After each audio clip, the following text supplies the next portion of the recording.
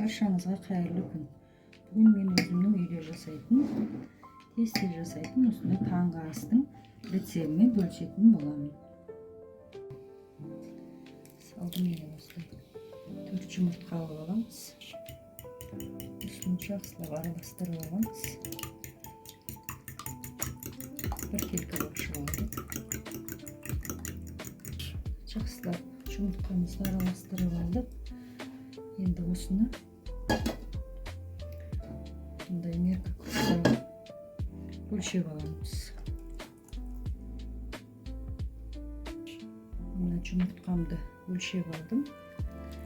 Енді осы өлшеп алған бойынша сүт құйып аламыз.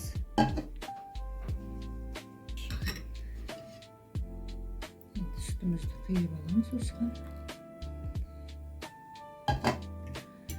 Kez келген ыдыспен өлшеп ала берсеңіздер болады. Екеуі бірдей болу керек. Осыған енді шым-шым тұзымызды салып жібереміз. Осыны жақсылап араластырып аламыз.